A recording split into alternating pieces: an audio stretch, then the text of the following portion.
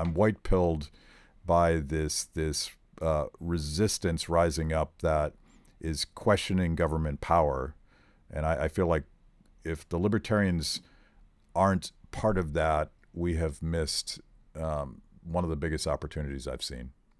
I'm right there with you. The opposite of libertarian is authoritarian, and that can have right or left manifestations. I see the same things you do.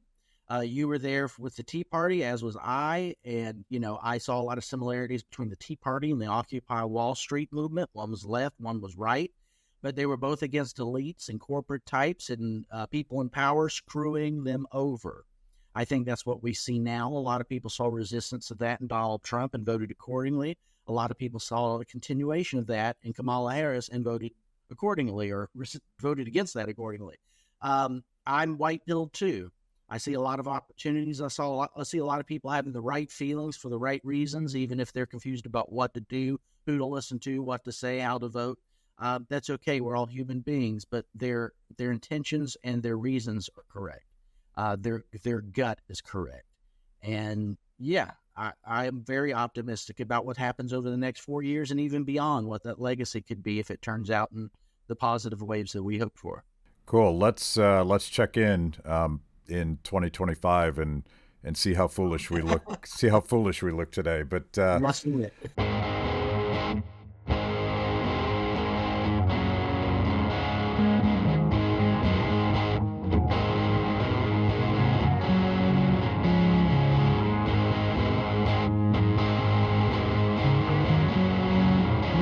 Welcome to Kibbe on Liberty.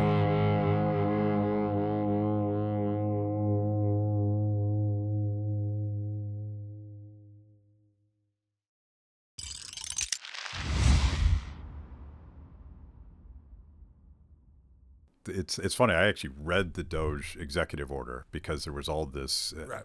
Suddenly our friends on the left are rediscovering the separation of powers, right. and that Congress has the power of the purse, and they are supposed to legislate, right. and the executive branch is supposed to stay within its things. But the DOGE department is actually something that Barack Obama created under Obamacare. Isn't it amazing? To focus on computer systems and data integrity. Well, that's precisely what they're doing, and I can't wait till they get to the big boys like Medicare, Medicaid. Mm-hmm. I'm now starting to think that there's a lot more waste, fraud, and abuse in those systems than even I imagined.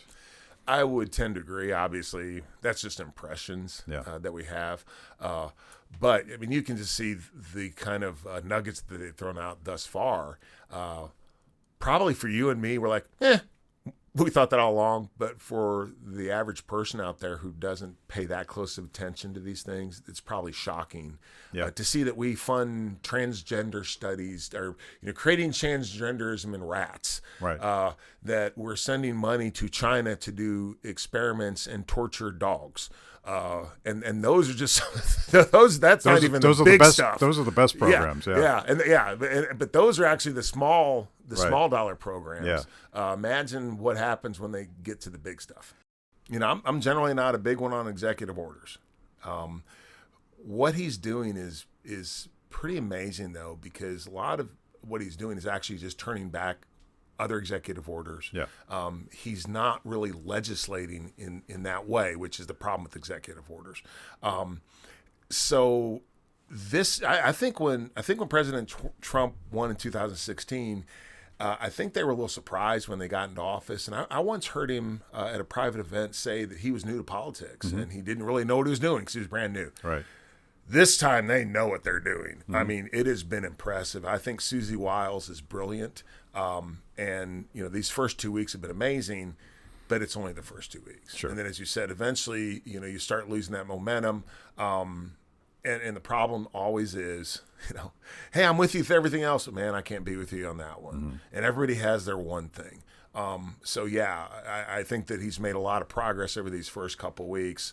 But as we move into the next few years, it's going to be more difficult to keep on making that kind of progress. Yeah. I mean, I'm 100% behind him.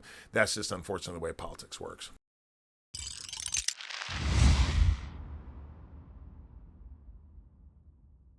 I think there's, I'm proud to be an American vibe in the Maha. Yes.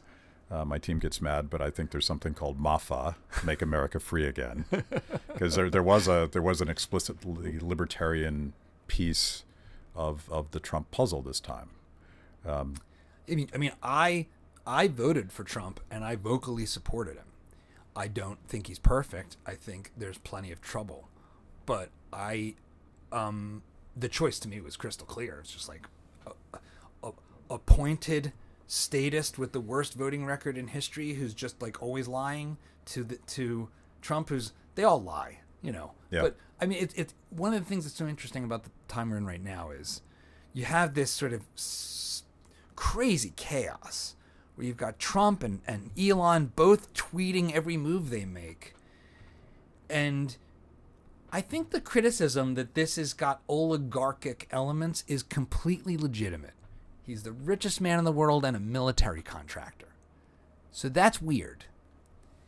But I would rather my military contractor billionaires be actively tweeting and exposing every move they make to what has been the billionaire military contractors doing it all behind closed doors while the head of the CIA lies to the public and then the guy that exposes it is called a traitor. Right. Like that is what we're up against.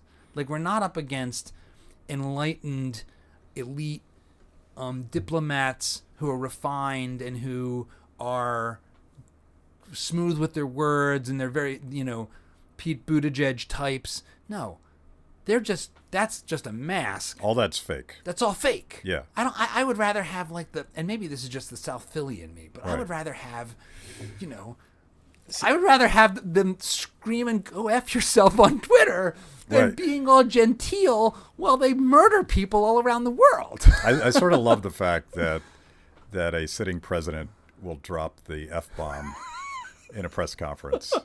So did you ever see the Dave Chappelle bit that he did for Saturday Night Live? And he didn't do the bit that they had screened him to do, but he did a bit about Trump, where he makes the case for why his neighbors in Ohio were supporting Trump. And this was the first time, not the second time. And he calls him an honest liar. And I think it's such a profound way to understand why people are attracted to Trump, because he just says it. And in this context of this bit, he's talking about the debate with Hillary, where Hillary's using the typical talking points. You're just going to give your billionaire friends tax cuts. And Trump says in response, I know the system, I use the system, and I know that you will never change the system because all your friends use it too. That is a level of honesty that most Americans have not heard from a politician in a long time.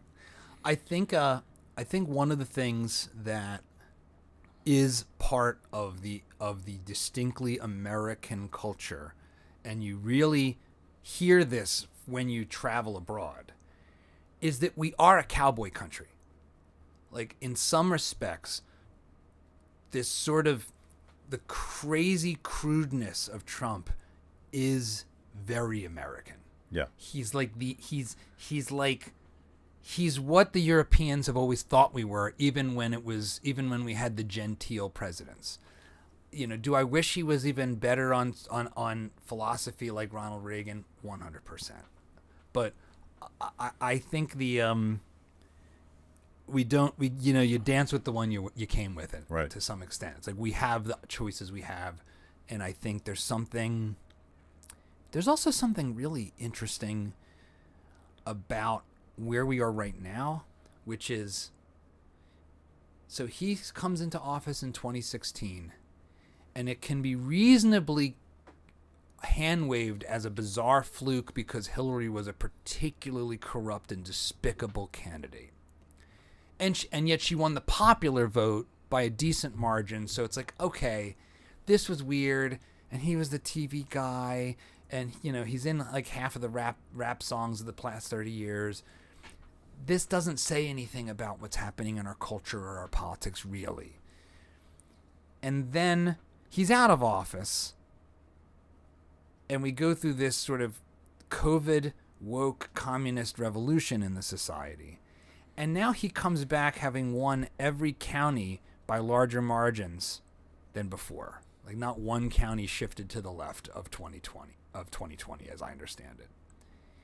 That puts him in a very different, like it's an almost unprecedented position for an American president to be in. Yeah. Including to have been in office for 4 years, seen the way that all works, and then have 4 years in the wilderness plotting. Right. And then come back and you like look at the velocity. I don't know, it's exciting for even in the areas where I'm like, do I want the U.S. to take over the Gaza Strip and turn it into a hotel? Is that what we're supposed to? I'm pretty sure that's a bad idea.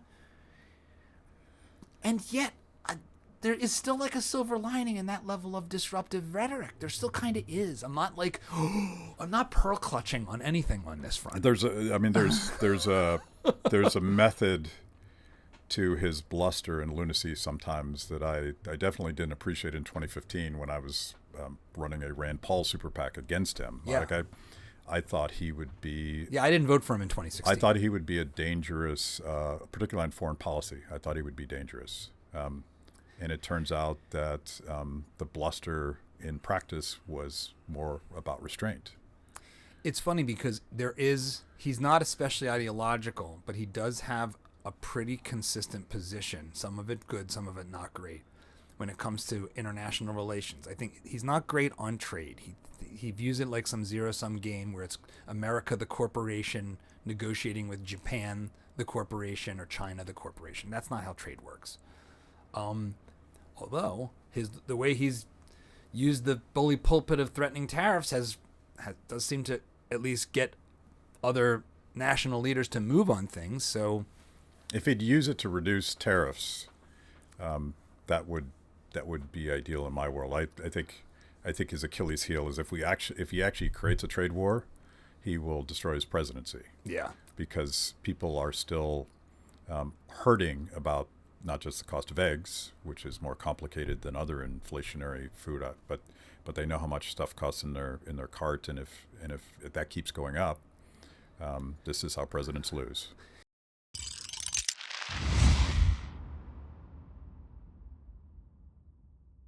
Here's the one area where I've allowed myself to have some hope, and that really comes from DOGE, and from the fact that I do believe that more than any other administration in my lifetime, we do have a president that is gunning for the bureaucracy. And I'm a big believer that if you actually want to stop some of this stuff, it's not just about cutting wasteful spending, it's about eliminating federal agencies and departments. And I don't think there's been anyone in my lifetime that has been at least appears as determined to do it as he is. And quite frankly, got raked over the coals. I'm a big believer that the Trump we're getting right now is far better than the Trump we would have got with 2 consecutive terms. Oh, for sure. Yeah. I mean, no question. Trump 2.0 is a very different animal. Yeah, I think so. Well, he went in the first year. And I thought, here's what I think he thought. I'm going to go into D.C. and we're going to drain the swamp, but I've got to pick people that know how the swamp works. So I'm going to put them into cabinet positions. I'm going to trust them for leadership in the House and the Senate. And then they're going to help me understand how D.C. works, and I'm going to show them how to fix it. And what he found out is that's not the way it works. The swamp protects the swamp. The bureaucracy protects the bureaucracy. And so this time he came in and it was just like, F that. I want people that are every bit as mistrustful of the federal government as I am. And you see that with people like Tulsi, and you see that people with like Pete Hegseth, and you see that with people like RFK. And so that is what gives me some encouragement, but trust but verify, right? Like yeah. We need to see things up front, and we need to see structural things, because to your point, there's no shortage of Republicans that will justify, pro-business big spending, which is cronyism. And then there's the others that will support. Those are the Chamber of Commerce Republicans, right? And then you have the, military-industrial complex Republicans. And look, I recognize the military is actually a legitimate function of the federal government. I want a military that's strong, well-trained, powerful, all that good stuff. But I don't want either a foreign policy or a corresponding military who sees its personal responsibility to go around and make the world safe for democracy, right? Because we've seen what that's translated into, and especially now, it's essentially the exporting, like woke ideology is the primary export of the United States right now. I agree. It's a big problem.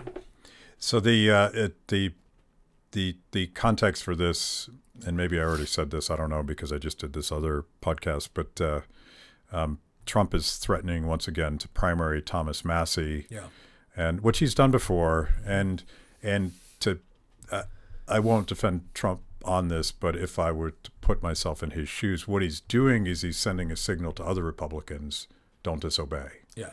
But what I wonder about this is if you're actually talking about the type of structural reforms that you just outlined and that both of us hope are the actual outcomes of this process, you want to align with Rand Paul, not Lindsey Graham. Yeah. You want to align with Thomas Massie, not Mike Johnson. Yeah. Because Mike Johnson is not of that philosophical ilk, if he has any philosophy at all. And I'm like, if you're going to use your political capital as president to demand that Republicans do something, why not demand they do the radical thing? I think so. Here's what I think. I mean, obviously, I don't know this. And I've spoken to Speaker Johnson before. We spoke to him right after the address to the joint session of Congress. And here's what I think it is. I think Trump is looking for what he would consider to be team players. I think one of the things about the Trump administration that has been different from a lot of other administrations is it's been this idea of going out, showing all your cards and operating. And so everyone can see what your cards are and then decide where they line up. I think Trump goes into a negotiation holding some back and showing some. And what he wants is people that are going to fall in line and back his play so that he can have like the big reveal or he can turn it when he needs to or whatnot. But I think he judges loyalty and trust and his ability to make the negotiation above everything else. And I think he sees like a Lindsey Graham as someone that, oh, that's easy. I get him in a back room and I say, this is the play and you're going to back it. And he backs it. Whereas with a Massie or a Rand Paul, they've been fighting a particular battle for a very, very long time. They've heard it all said before, and they're going to stick to what they believe. They're going to stick by their word. And so if they buy into what you're saying, okay, they will be good, loyal. In fact, you'll be able to trust them when you can't trust anybody else. But this is what I always tell people. I want a fighter. I want a fighter. Do you? Because what happens when they don't agree with you? You're going to get a fighter. Right. And in reality, what most people want is people to just go along with whatever their play is. And look, I think Massie, Paul, and others, they've been fighting this for a long time. They've heard it all before, and they want to know what's actually going to get done. And I will say this. I understand Trump wanting people to back his play and feeling like they should trust him. But I think going after Thomas Massie is a big mistake. And I say this as someone that enthusiastically voted for Donald Trump, that is very, very happy with what's been going on in the short term here, wants him to be successful. But I mean, Massie is not the guy we need to be picking fights with. Massie and Paul and some of these other guys are the people that have been holding the line to ensure the Overton window doesn't shift too far. And to some degree, they're entitled to respect and loyalty. And that's the part that bugs me about this exchange right now, is that stop giving me this either or proposition between what Trump wants or what Massie wants. And let's figure out how to do both. Because I think ultimately what Massie wants is a lot closer to what Trump wants in the end than what Lindsey Graham wants. Yeah.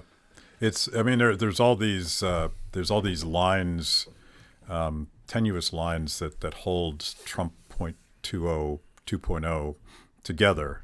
And so you have the Liberty wing, including some actual big L libertarians that came out for Trump. You have there's multiple wings, like the I'll call it the DOGE wing, because Elon's not just a tech bro. Elon is his own universe of, and I take his commitment not just to DOGE but reining in the debt. I take that very seriously. Yeah, he's paying a price for doing what he's doing. And then you have the tech bros and the crypto bros, and that's an interesting libertarianish wing too. And then the whole Maha wing, the RFK wing. To hold that coalition together, to reiterate your point, you need to move more towards Rand Paul and Thomas Massie. Because of those concentric circles, the thing that holds that coalition together is small L libertarian.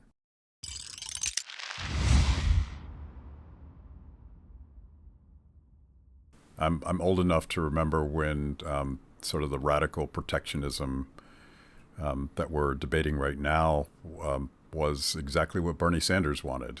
Right. Remember when he complained that free trade was a scheme of the Koch brothers to undermine America, and I'm confused now. I have whiplash. Like, which side is which?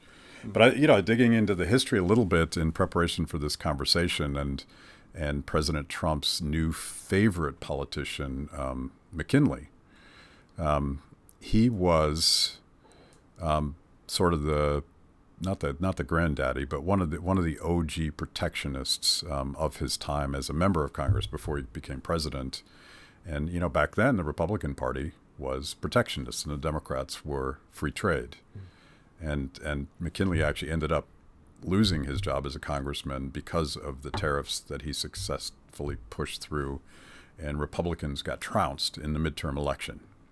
Maybe history rhymes, I don't know. But I'd like for people that, like all the Trumpists and the advocates for tariffs, are acknowledging the pain, but somehow there's magic at the end of this tunnel from their perspective. I don't even understand the argument. Do you understand what, like, steelman this? Like, what are they thinking happens once we get through the disruption of tariffs? And I don't think I'm a good person to steelman the argument, because I don't see a strong argument unless one ignores the unseen. And you can say, well, the tariffs will protect the American industry and bring back, the factories in Detroit that we lost. All of that, even if it is so, still ignores the unseen. I think it makes another, perhaps, error in that we have this fixation on goods versus services, that somehow manufactured goods are a better thing for the economy than intangible services are. And that's false. The fact is, a good economy produces things that people want. It doesn't matter what those things are, be they tangible or intangible, or require heavy industry or require thought and software. If it's something that people want and you're good at producing it, well, you've got the first step to a strong economy. Yeah. You tweeted about this recently, that our greatest export is a mindset. It's the entrepreneurial mindset. Yeah, and I think that's worth talking about. You asked earlier what strong argument I have, and this one I kind of threw out there and was surprised how it resonated. And it goes like this. In my opinion, our greatest, or at least one of our greatest exports, isn't counted as an export. And here we have a divergence between the economic reality and the accounting definition. This great export that we have is entrepreneurship. Now, strictly speaking, you can't export entrepreneurship, but you can export the fruits of entrepreneurship. And that's companies. So we sell to foreigners stocks and bonds in American companies. And in so doing, we're exporting our entrepreneurial talent. It's one of the things we're really good at. Now, that doesn't show up on the list of exports. In fact, the way it shows up is, oddly, in a trade deficit. That is, we buy more things from foreigners than they buy from us, and they end up with all these U.S. dollars. And what do they do with the U.S. dollars? One of the big things they do is they buy the American companies. They buy the stocks, the bonds, they invest in new companies. And critics will look at that and say, well, hang on, you do that, and that's a recipe for the foreigners owning all the American companies down the road. To which I respond, no, we make more.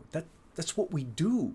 Go ahead and sell all the ones we have. We'll make more. It's like arguing that if we sell all our soybeans to China, we'll have no more soybeans. So we'll grow more next season. And so too with the companies. And someone who might look askance at that, I would challenge to write down the 5 biggest companies you can think of, just off the top of your head.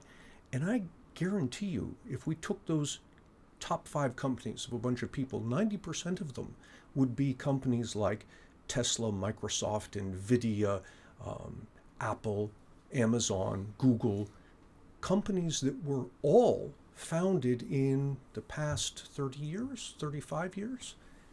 They didn't exist before that. We made them. And 35 years from now, there'll be another set of 5 companies that are, by the way, in total worth about $15 trillion that don't exist now. We make companies. It's what we do. And our trade deficit is, in very large part, exporting those companies.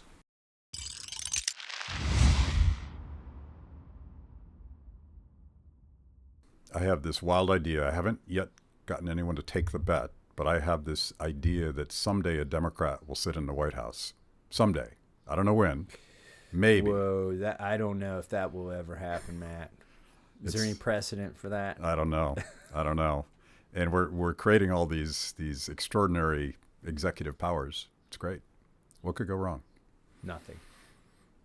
The one thing we're not doing is seeming to move forward on actual budgets and legislation that would implement the DOGE proposals. One of the things that I've been really excited about, I know you've been excited about it, and I'm wondering where we are on that, because we were, you guys against your vote passed a budget resolution, and then you passed another CR.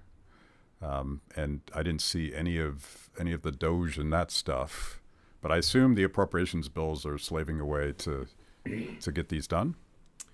Pardon my sarcasm. No, yeah, it's warranted. There was a moment at the State of the Union address where Trump was rattling off a list of things that DOGE had found that were really embarrassing wastes of money, and he in Trump style, he was talking it up, and it was great. It really was great. He was just, his intonation made fun of this stuff. And my colleagues got up on the Republican side of the aisle and were just clapping every time, like, yeah, that's ridiculous. I can't believe we're spending money on this. And to me, it was almost like a dystopian future. It was like, wait, you guys are standing up and clapping because he's making fun of what you spent money on. Yes. Like, you are the ones, you wrote these bills, you voted for these bills, and now you're clapping that he's making fun of the money that you spent. It was pretty wild. Yeah. And I don't think they're making the connection, or at least people aren't holding them to account, because Congress has the power of the purse.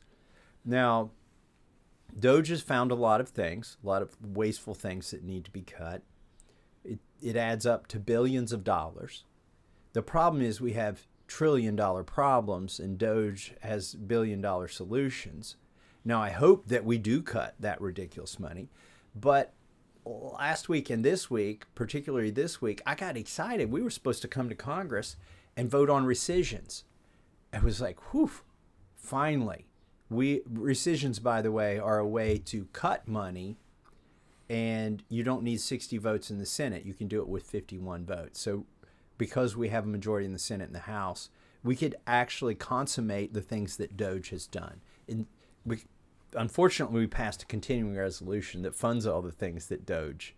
This was like a week after everybody clapped for the DOGE cuts they found. They funded all of it in Congress, and a lot of Republicans voted for that CR. So I was excited. I'm like, okay, well, you voted for it in the CR. We're going to come back and rescind that money. And the money was going to be rescinded for like PBS, NPR, and USAID, which, are things that Republicans shouldn't be for. Well, guess what? It got pulled from the docket, these rescission votes. Why is that? It's because when you dig down into it, Republicans, there are too many Republicans who support that nonsense, like socialized broadcasting and money to NGOs that are funneling money to organizations that they might be on the boards of. Yeah. They're not going to cut that stuff. I grokked the Republican legislators on sitting on the boards of NGOs that are funded by USAID, and it gave me guys like Mitt Romney and Lindsey Graham. Yeah, I know he'd be shocked to know that, but it said mostly I don't know, which is maybe it's a grok thing, but I bet you there's layers of mystery between where the money goes in and where it comes out. Well, and don't forget, Trump has endorsed Lindsey Graham's re-election now, which is interesting to say the least. Has he endorsed your re-election? I can't remember that. Well, part. Actually, he's endorsed my primary opponent, whoever that might be. He said he there will isn't one yet, right? somebody against me. Yeah, there's nobody serious that's up for the task yet. But I want to cut government. Lindsey Graham wants to fund bigger government, and Trump has endorsed Lindsey Graham, who's for the next war already. I'm against the next war already, regardless of where it is, in both instances. And anyways, that's where we are.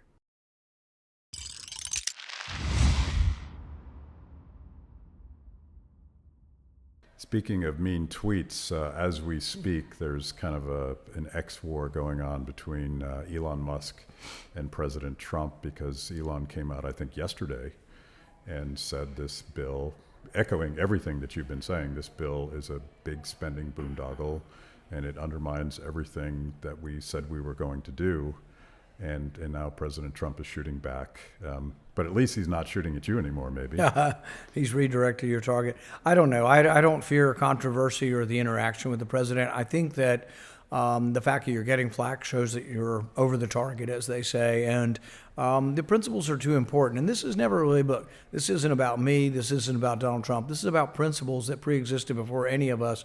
These are about basic principles of, do you want more power centralized? Do you want more division of power? Do you want checks and balances between the branches of government? Our founding fathers struggled with all that. So when we fast forward to tariffs, I think they're terrible economically, and there's a great economic argument against tariffs, but there's also a constitutional separation of powers argument that presidents shouldn't have so much authority that by emergency they can pass taxes. Tariffs are a tax. They're supposed to go through Congress. Even more specifically, they're supposed to start in the House. And a lot of people forget this. So many people really liked me during COVID because I stood up to Anthony Fauci.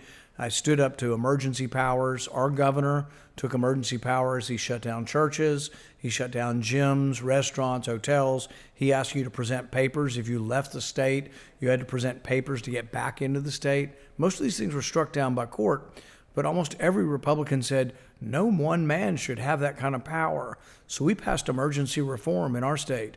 Emergencies last 30 days unless reaffirmed by the legislature. Interestingly, I've had that same bill in Washington for several years now, and many of my Republican colleagues were for it when Biden was president, but now that Trump is president, they don't seem to be. But it's the same principle. Any kind of, no rational, limited government, conservative or libertarian, should be for emergency powers. And yet you have all these people who seem to just say, oh, well, whatever, it's Donald Trump, and he's going to be strong, we're going to make America great again. Well, yeah, but there's this Constitution thing. There is this separation of powers. And so I think that, I don't know how many people are hearing that argument or not, or how many people are just so blindly loyal they don't want to hear the arguments anymore. I have this theory that maybe someday a Democrat is in the White House again, possibly. And all of those expansions of emergency powers and success in growing that can be turned against the same people that are celebrating it now. Exactly. And I try to remind them, what if AOC wins? You think she might do a climate emergency? Do you think you might be forbidden from driving a gas car immediately under an AOC climate emergency? Well, nobody would be for that. And all the Republicans are going to come storming back, and they'll all be with me next time. Yeah. But we have to have a little bit of consistency between the administrations. And it doesn't have to be, oh, you hate Donald Trump. I don't. I voted for him. Look, I support him. I've supported most of his cabinet. Some of them have been amazing from a libertarian point of view. Tulsi Gabbard, the biggest, most significant skeptic of intelligence power and misuse of it ever in our country's history. Robert Kennedy, most skeptical of the connections between big pharma and big government. I mean, these are amazing. Marty McCary at FDA, a great reformer. So a lot of good things. Jay Bhattacharya at NIH. But it's funny, I have to kind of recite those things because people think, oh, you're just always against the president. Even the president, I had to remind him, you remember you were impeached twice, and I defended you both times. But it's what have you done for me lately? So.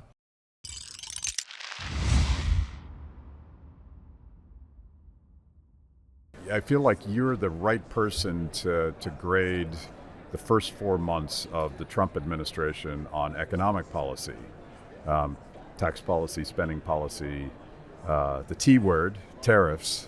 What's your general take? First, how is the economy doing? The economy has great resilience, despite all the abuses we put on it. And what is needed, people are raring and ready to go ahead, is what are the rules of the road. And so in terms of what the Trump administration is doing, one of the most important things, which is not glamorous, is attacking regulations. As you know, regulations are a form of taxation. And they've imposed a huge burden on the economy, especially in recent years. The previous administration just went bonkers on it. And one of the targets has been manufacturing for 20 years. The number I saw was over 1,400 large major regulations have been imposed on manufacturing. As somebody pointed out, this is if factories are these dark satanic mills of the days of old. No, it's all about control and manipulation. And that's why, for example, thanks to regulation, we have dishwashers that can't wash dishes in less than a day. And why they want to make air conditioners unable to cool anymore. And making you buy EVs, and banning gas stoves. All the things in modern life that you might like, they're again. And so it's been calculated, just talking about manufacturing, that a typical manufacturer, regulations cost about $25,000 per employee versus $5,000 of taxes. Ponder that for a moment. And for smaller manufacturers, it can be $50,000 per employee versus $5,000 in taxes. So you look at that, and then you look at our friends in China. There's no way that they have regulations that are costing their manufacturing employees $50,000 a year. So we've put a $25,000, $50,000 burden on our own manufacturing. It's not if we can't manufacture. As we know, a lot of foreign auto manufacturers went south starting in the 80s. And guess what? They make great cars. They even export cars with a foreign nameplate coming from the United States of America. So deregulation is critical, and I hope they relentlessly pursue that. They've got to reduce taxes. We'll see what happens in the big, beautiful bill. The bill will pass. The question is what will be in it. What I wish they'd add to it is I know there's going to be a lot of stuff in there, so I'm not going to be happy with some of it, like taxing remittances and junk like that. But why not reduce the capital gains tax? That's good for investment, entrepreneurship, and it instantly raises revenues for those who worry about government revenue. And why not reduce individual income tax rates? Our friends in the blue states worry about they don't have a deduction for taxes, state and local taxes. Well, if you reduce two of the brackets from 22 and 24% to 15, you take care of it. So you have lower rates, which is good for getting ahead, and you also deal with the problems of deductions. So in terms of the tax thing, I see that as something still in the making. And in terms of what I worry about that gets attention from time to time is the Federal Reserve. The Federal Reserve does not understand inflation. There are two kinds of inflation. One is what you might call non-monetary, which is prices changing because of, say, a storm or an earthquake or a lockdown, which artificially raises prices. You put, say, a 10% sales tax on, and a $100 item suddenly becomes $110. That's not traditional inflation. That is just imposed costs by either weather factors or the government. And the Fed can't do anything about those. But traditional inflation, which is reducing the value of the dollar, that the Fed can deal with. But name me one central banker in the world that talks about stable currencies. Money measures value, like a clock measures time. We all know fixed weights and measures are great for markets. But if you don't have it with money, you get the kind of slowdowns, distortions that we have today.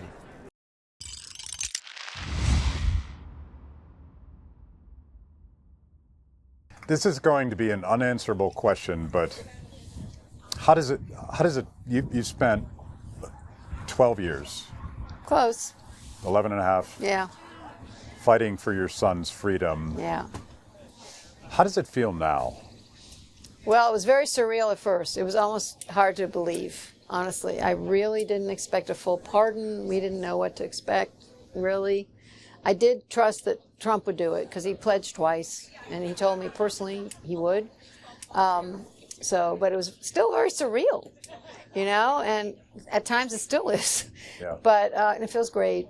I honestly, and I think this is true of everyone who has a loved one in prison, I just had this, I was happy at times, I had fun, sure, and all of that, but I always had this sadness. It was always this sadness, and then, if I really thought about it, I was very sad. And, my son, who I love so much, was just rotting away. I mean, he made the best of it, but still, he was confined in this cage, and I just didn't know how it all, work out.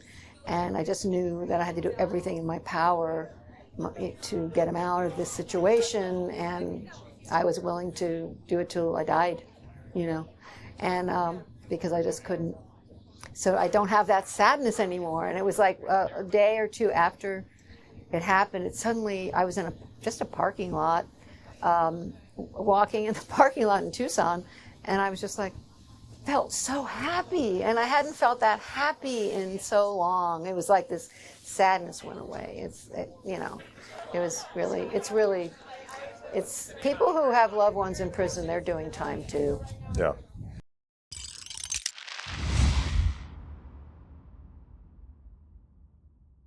Which brings us full circle, I think, to the critique of the Trump administration's approach on tariffs. Right. Which is certainly chaotic. And I whenever I am criticizing an administration, Republican or Democrat, I always try to find a path towards better policy. Sure. And so when Trump originally announced the list of reciprocal tariffs, which itself was sort of a mathematical fiction, I'm like, okay, maybe, hopefully, there's some he's negotiating. Some method to the madness. Maybe he wants to negotiate tariffs down in the EU and other places, because every country, to greater or lesser extent, is protectionist. Has some sort of residual protectionism. I mean, there's sometimes worse than that. There's exceptions, like Iceland is not particularly protectionist because they can't survive without trade. Right. I was hoping that is true, but it doesn't look to be true. That's exactly it. And I think it's helpful to contrast where Trump was in his first term versus where he is today. He was still a protectionist. I mean, this is like the one political constant of Donald Trump's political philosophy. Going back to the early 1980s, he's believed in tariffs and tariff protectionism. And, a lot of people on the right, free market world, are willing to pinch their nose and saying, okay, well, he's also for tax cuts and deregulation. So there's always a trade-off. And, and part of that's the strategic calculation. But in his first term, his tariffs were much more directed and narrow. They did have an ostensible foreign policy objective because he went after China. And I can disagree with him on that particular policy, but at least he had a rationale that was rooted in, China's engaged in militarism abroad, and this is a tool we can sanction them with. And he did that through a route, so U.S. trade law is really complex. But there are all these provisions that Congress has adopted over the years that they allow the president, under certain emergency circumstances that are met, and it could be a national security issue, it could be a specific industry is facing what they call unfair practices from abroad, and the president has all these clauses that he can invoke and say, we're going to put in for 150 days a tariff to counter this emergency, or we're going to tariff this one industry to save the United States' ability to manufacture steel. And that was always the rationale. Again, I disagree with it on protectionist grounds, but it was legal and it was permitted under those clauses. And by the way, bipartisan tradition, presidents as far back as I can remember would invoke these powers. Ronald Reagan famously bailed out Harley Davidson. Exactly. And other things. Yeah. So this is a time-honored tradition of presidents. And they always do it, it's right around election time, and they'll find an industry that's in Iowa or an industry that's in Pennsylvania or one of these swing states that matters, or something that matters for the primary, and that's what gets the tariff. Yeah. But it was that kind of a tool. no president had ever claimed the power to rewrite the entire U.S. tariff schedule. So Trump gets to his second administration, and most people don't really notice this nuance of it. He says, I'm not going to use any of these previous laws that granted me the power that other presidents have used. I'm going to invent a novel legal theory that says there's something called the International Emergency Economic Powers Act, or IEPA. He says, I'm going to invent this novel legal theory that says IEPA, which is usually the law that's invoked to sanction Iran when it's building a bomb, or sanction a foreign power abroad that has done something in the international arena that's militaristic. That was the purpose of it. But he's going to say, well, I'm going to declare the trade imbalance of the United States as an international emergency, and I'm going to use IEPA, even though it doesn't have a tariff clause in it. It doesn't even use the word tariff. He says, I'm going to use IEPA to put a tariff on every single country on earth. And IEPA does not have the same congressional oversight as these other laws do. It doesn't have the regulatory investigation that's required. It's not narrow around a single industry. It doesn't have a time limit of X number of days that it can be in place. So it's basically he can rule by executive order and rewrite the entire tariff schedule, and that's what he started to do on Liberation Day back in April. So to be clear, he could have done it the old way. Absolutely. And no one would challenge him. I mean, we'd argue the politics. We'd argue, is this good economics or not?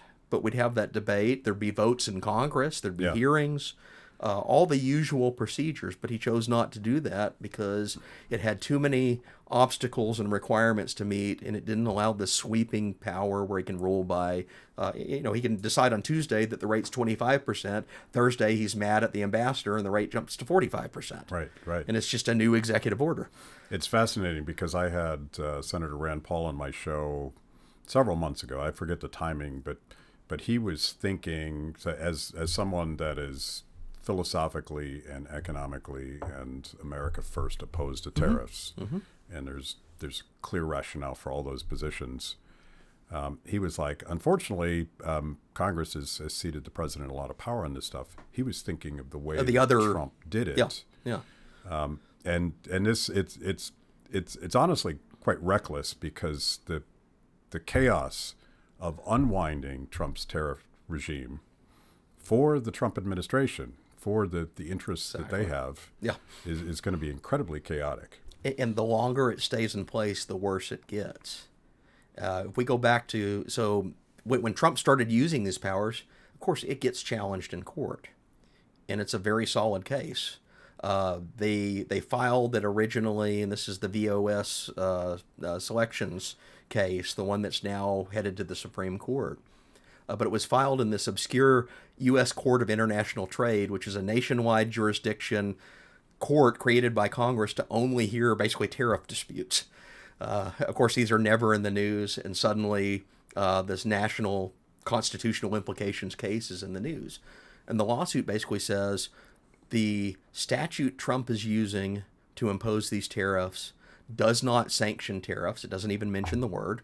And if we were to interpret it the way that the president does, it would be unconstitutional because the tariff power is situated in Article 1 of the Constitution. It's granted to Congress, as Congress has the power to lay duties, imposts, and excises, as the impost is the tariff power. And this has been the case since 1787.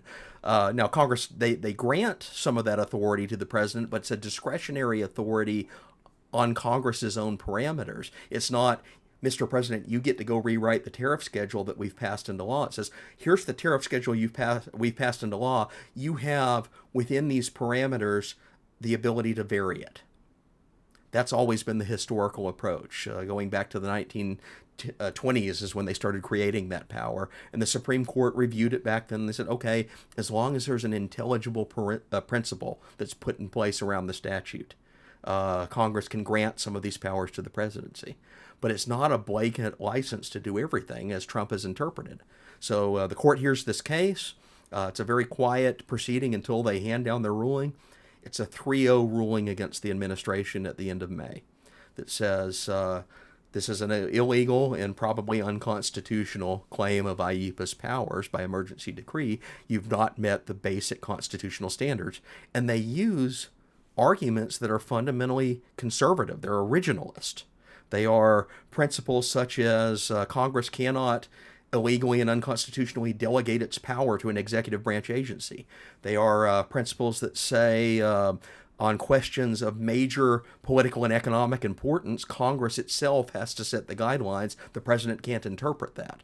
And if you remember some of the Supreme Court rulings recently, this is how we struck down Biden's student loan emergency order. It's how we struck down the EPA's plan to phase out power plants that it deemed to contribute to global warming. These are major recent court precedents that said, no, the president cannot take powers that he infers from a statute that it doesn't grant them. And that's what the court ruled on, and they said, okay, this is unconstitutional. We are ordering you to stop, but the administration appeals and they're granted a stay.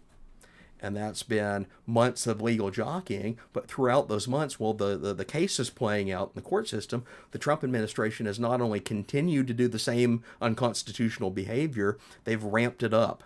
We got Liberation Day 2.0 in August with a whole new set of rates. We got all these tariff deals that Trump has negotiated, again, all using the IEPA power. So he's in a giant tangled mess today that had they stopped this back in May, we probably wouldn't be having this discussion.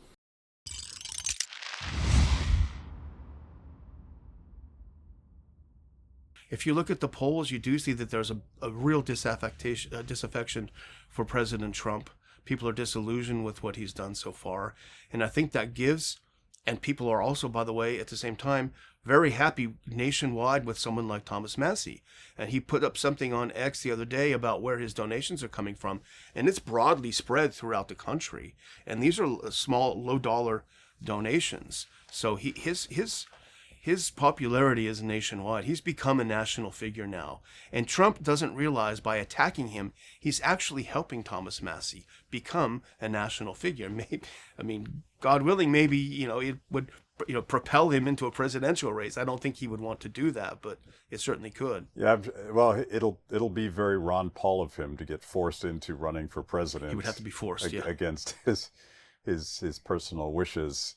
But yeah, every time Trump mean tweets him, or whatever you call a truth, I don't know what they call those things, but he writes a mean post, and Thomas retweets it and says, they're after me, give me money. And it's like a money bomb all over again, right?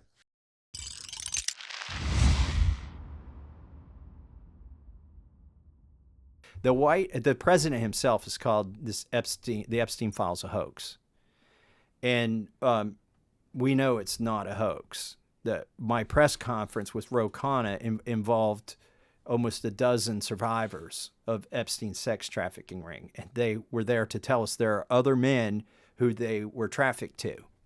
And they've together, collectively, they know what some of those names are. In fact, through their lawyer has informed me there are at least 20 names, and he described their professions, which I said to the FBI director, Kash Patel, when he was there. But getting back to one of my favorite memes on the internet was, it's too bad Epstein killed himself before he realized this was a hoax. Yeah. Like, if it's a hoax, why are they resisting releasing the files? And it's because it's not a hoax. And then literally the day while I'm doing the press conference with Ro Khanna and the survivors, the White House issued a statement saying it would be considered a hostile act if any Republican were to sign my discharge petition. Now, I got to give the three Republicans who have co-signed that with me a lot of credit. Marjorie Taylor Greene, Lauren Boebert, and Nancy Mace have been under extreme pressure, political pressure, to take their names off that discharge petition. And I think that's another thing. The speaker is hoping that the longer he drags this out, the more likely one of those people might take their name off, for instance. The pressure must be insane.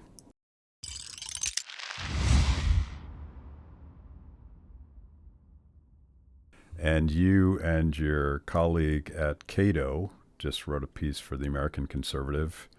Don't do it, Mr. President. U.S.-led regime change in Venezuela would worsen the problems Trump promised to fix.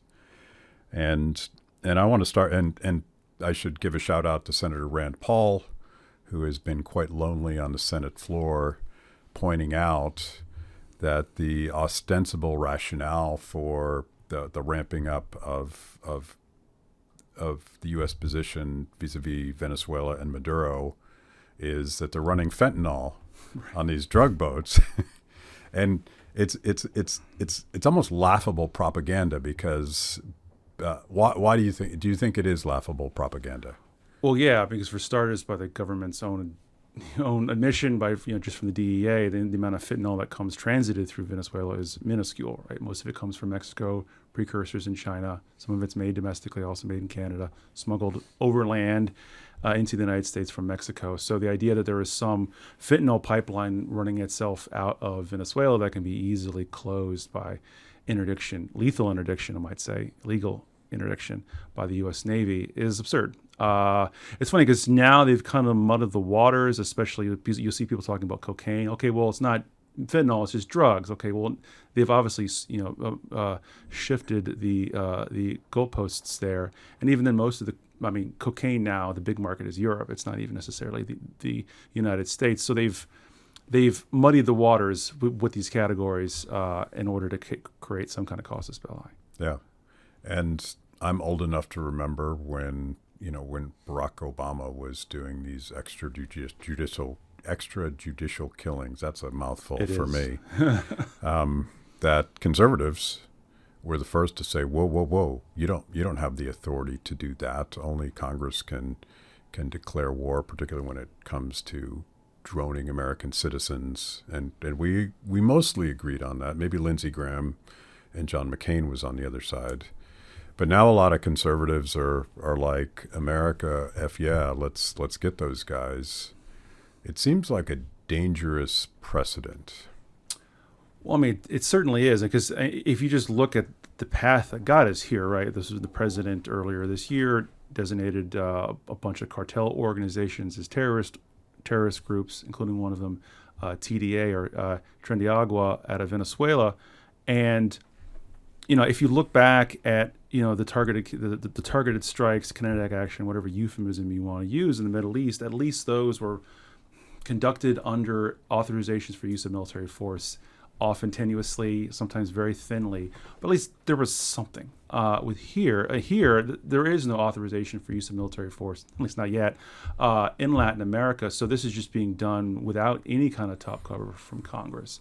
And the president is saying that he has the power to do this because they are terrorist organizations. Of course, he declared them as terrorist organizations, but legally speaking, this is a completely novel argument, one that has yet to be tested by the courts, and honestly probably won't be, at least for some time, right? I think the president realizes that he has some leeway here to do this, so long as Congress is hesitant to stop him. And as far as precedents go, we've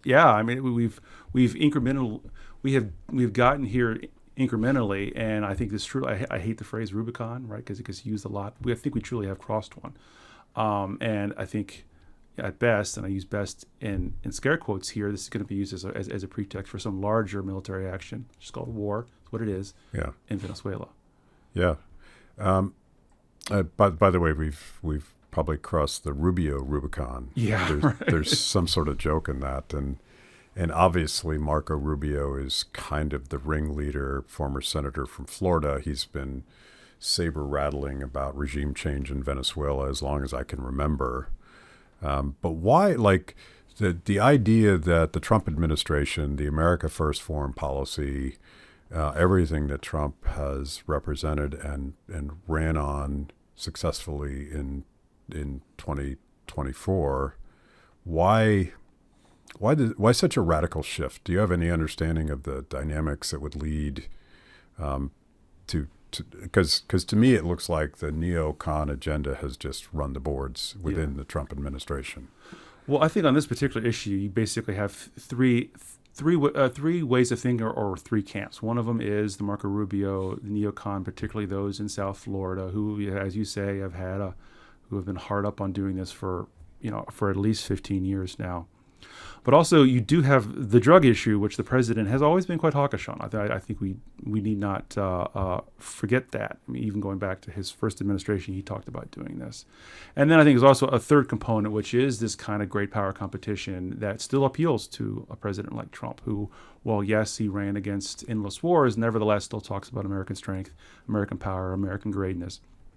So I think in Mexico, I think you had some forces in the administration working at odds with each other. Like there was reports that Sebastian Gorka wanted to go kinetic, as they say, in Mexico against the cartels.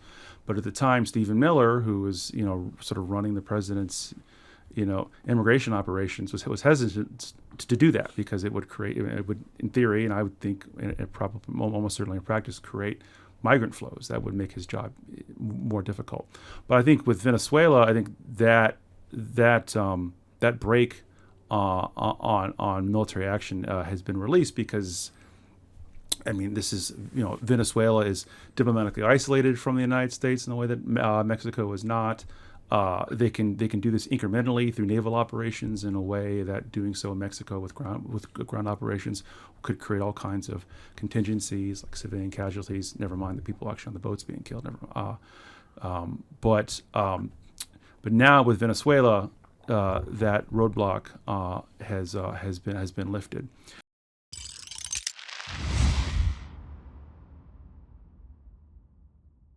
I'm assuming that so President Trump has also said that he's going to give everybody a $2,000, whatever he's calling it, a rebate check, paid for with tariffs. Moderate income people. Yeah.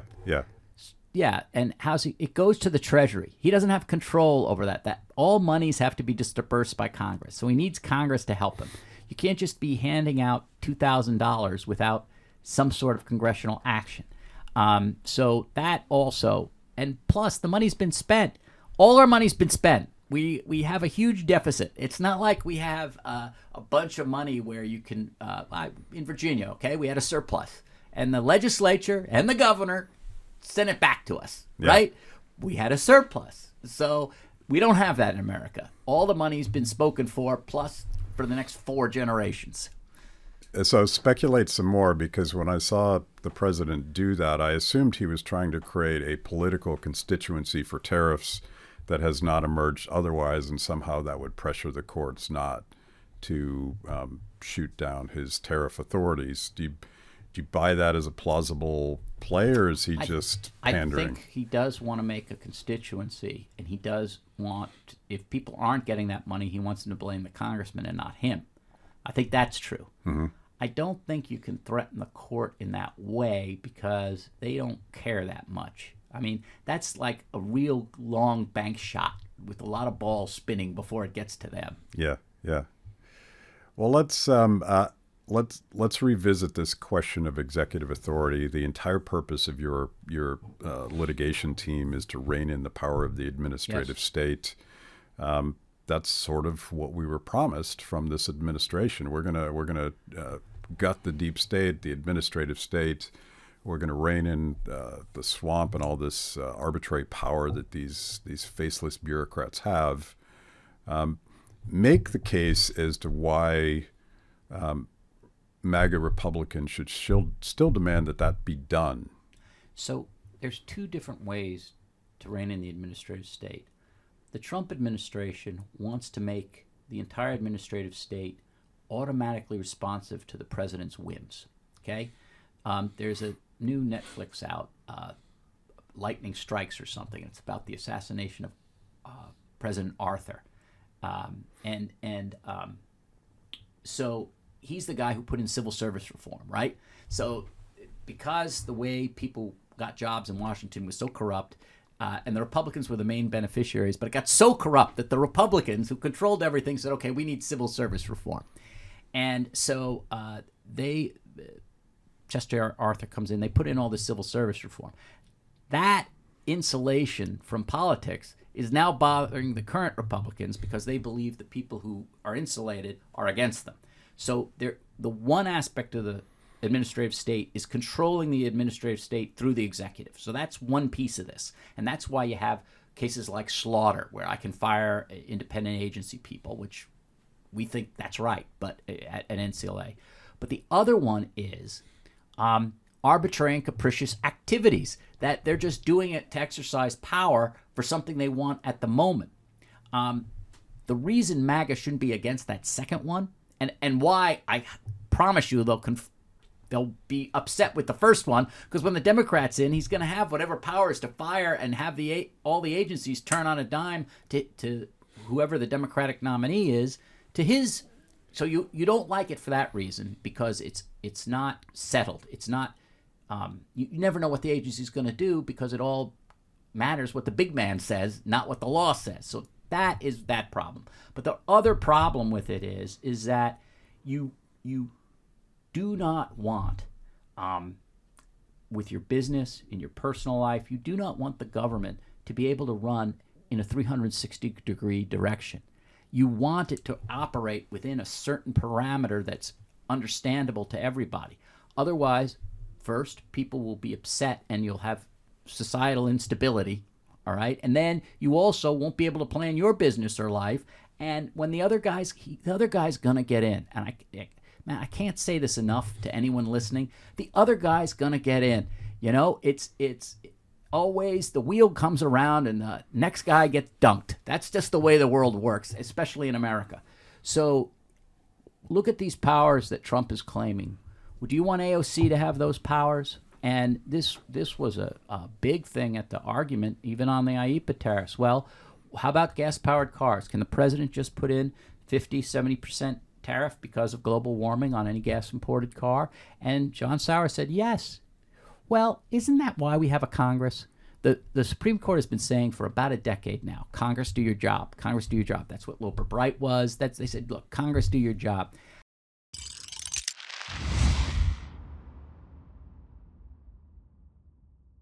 Thanks for watching. If you liked the conversation, make sure to like the video, subscribe, and also ring the bell for notifications. And if you want to know more about Free the People, go to freethepeople.org.